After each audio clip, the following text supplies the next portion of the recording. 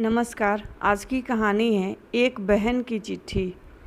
हम अपनी मंजिल तक पहुंचने से पहले ही बीच में अटक गए थे।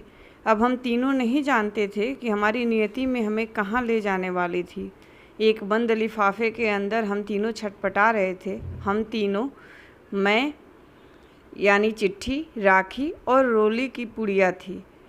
हम तीनों को बड़े जतन से तैयार करके एक बहन ने लिफाफे के अंदर रख के रवाना किया था। यह वही बहन थी जो पिछले 5 सालों से सावन के महीने में पीहर नहीं गई थी। इसलिए वह पिछले 5 सालों से ऐसा ही लिफाफा तैयार करके पोस्ट बॉक्स में डाल आती थी। उसे यह लिफाफा भेज कर यह तसल्ली होती थी कि वो न सही, कम से कम उसकी राखी तो उसके भाई तक पहुंच जाती है। मुझे रह रहकर उस बहन की सूरत याद आ रही थी। मैं मन ही मन ईश्वर से उस बहन के इस लिफाफे को मंजिल तक पहुंचाने की प्रार्थना कर रही थी।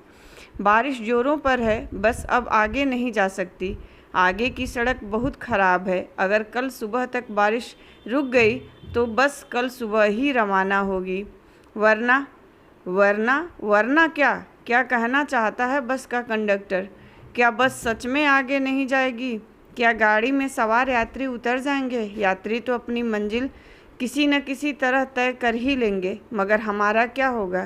क्या हम तीनों लिफाफे सहित कहीं फेंक दिए जाएंगे या तेज बारिश में कहीं गल कर बह जाएंगे? मैं बुरे बुरे अंदेशों से घिर कर उस बहन को याद करके दुखी होने लगी, जिसने बड़े जतन से हमको अपने भाई के लिए भेजा था। दिन भर की भाग दौड़ से भरी जिंदगी के बीच उसने इस राखी को बनाया था। मुझे भी वह अपने जीवन की आपाधापी के बीच बड़ी मुश्किल से लिख पाई थी। मुझे लिखते वक्त उससे गीले आटे की, तेल और मसालों की, उसके हाथ थके हुए शरीर से चिपचिपाते पसीने की गंध आ रही थी। वह गंध उसकी व्यस्तता का प्रमाण थी, जिसे मैं अपने भीतर भी महसूस कर रही थी। मुझे लिखते हुए वह बार बार रोई थी, उसके साथ मैं भी रोई थी। पर यह सोचकर अब मुझे और भी ज़्यादा रोना आ रहा था कि हम उसके लिखे पते पर नहीं पहुंच पाएंगे। कुछ देर बाद किसी ने हमें छुआ तो मैं घबरा गई। फिर गाड़ी स्टार्ट होने की आवाज़ आई तो मैं समझ गई कि ड्राइवर गाड़ी वापस ले जा रहा है। तभी गाड़ी को धीरे से आगे बढ़ाता ड्राइवर कंडक्टर से बोला, भाई आज डाक बाबू ने बस में खूब लिफाफे रखे हैं, इनमें ज़रूर कई बहनों की राखियाँ और चिट्ठियाँ होंगी। अच्छा हुआ कि बारिश रुक गई, वरना इन बहनों की राखियाँ और चिट्ठियाँ रह जाती।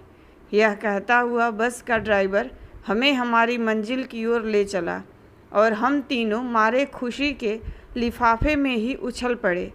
धन्यवाद। कहानी पसंद आई हो तो लाइक कीजिए, शेयर कीजिए और ऐसी ही कहानियों के लिए प्लीज़ मेरे चैनल को सब्सक्राइब कीजिए।